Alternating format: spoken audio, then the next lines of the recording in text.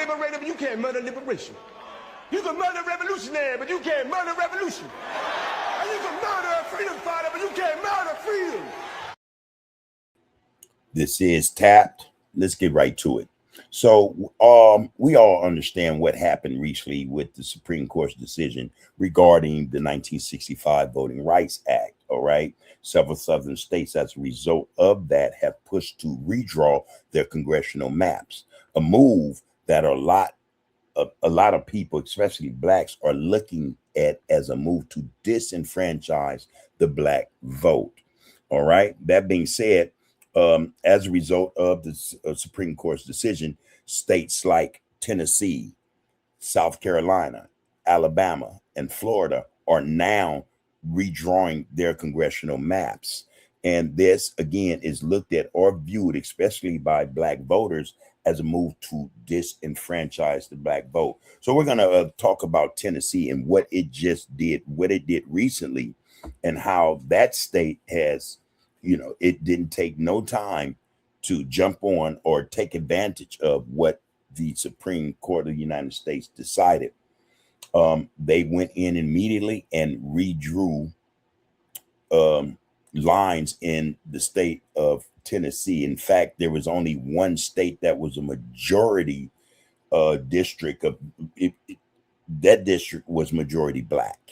It is no longer so, or a district that could be looked at as a majority black district, or those who would vote Democratic, you know. So those lines have been redrawn, and that affected most blacks who are in the area of the vicinity of Memphis, Tennessee. Now, the representative of that area of the 86th district, I think it is Representative Justin J. Pearson.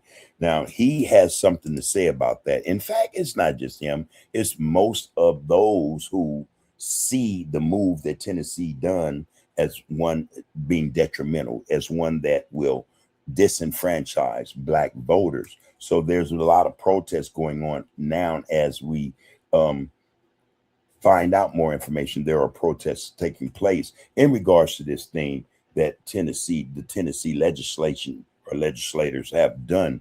That's the GOP, to be more exact. What's done is done.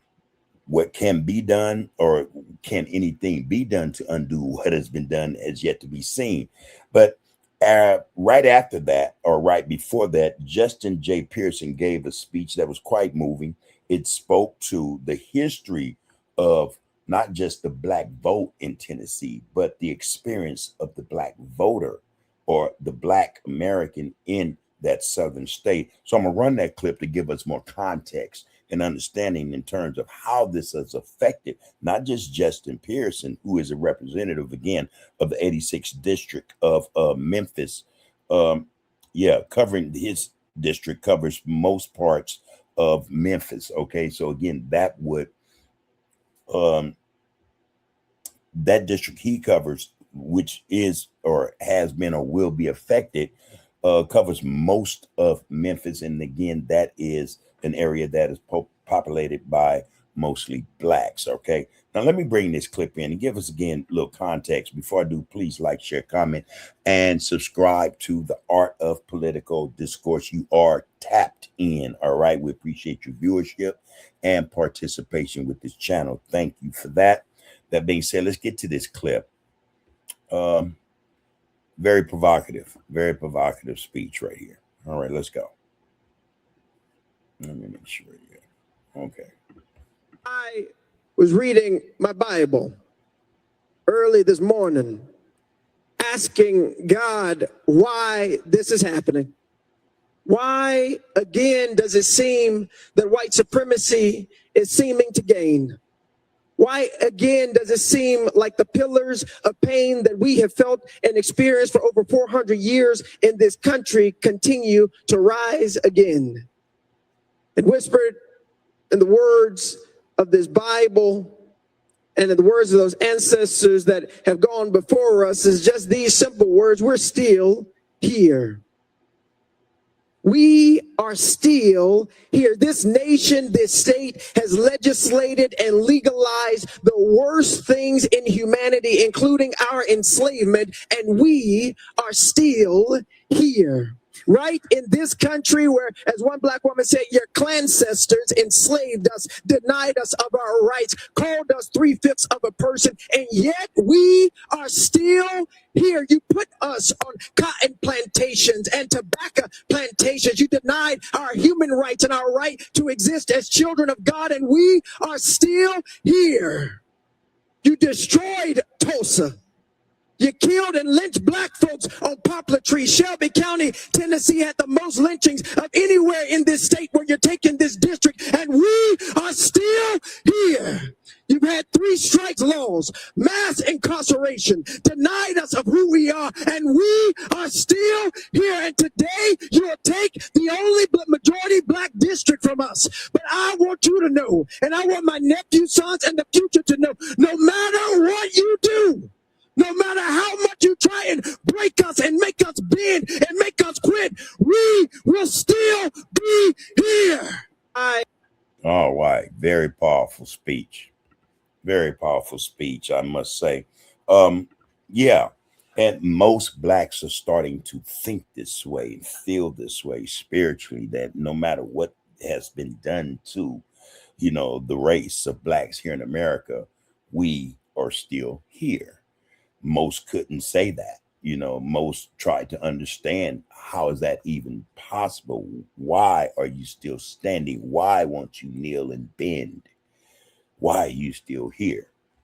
I think that was very powerful speech, to say the least. There are some that are saying that this whole process that Black Americans find themselves involved in, this system, this capitalistic system, this system of white supremacy, is not for us. A lot are also saying that all this stuff is a farce. It's a hoax. The voting process, the Constitution, none of it really applies to Black Americans. And so therefore, why do we want to be here or be a part of what is here or established as the system in place? Why are we a part of this program when we don't have to be? All right. That is what is being spoken or being said, in many homes around this country.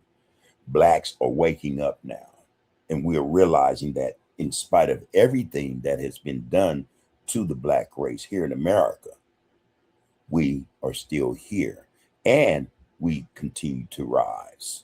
There is an awakening taking place. It is occurring in each and every household, up and down each and every street, boulevard, or avenue in every state. We are still here. And at some point, we who are here will overcome all this, and we will be the ones to determine our future and our existence. We want to send our respects and love out to Representative Justin Pearson, the very, very powerful and again provocative speech that he gave on the Tennessee floor House of Representatives after or before that legislature, the GOPs who control it, decided to redistrict that area that is majority Black and create for themselves a larger gain or a stronger hold upon the state of Tennessee. Again, those brothers and sisters over there better prepare, because war is in full effect. That's just the only thing. Well, that's the one thing right now that they've taken, other than DEI and affirmative action. What else is coming? So, brothers and sisters, prepare yourselves. Prepare yourselves, because that's just the tip of the iceberg. That's just one thing that they're going to take. And we need to be trying to understand, why are they taking these things? What's next? What is the real objective here?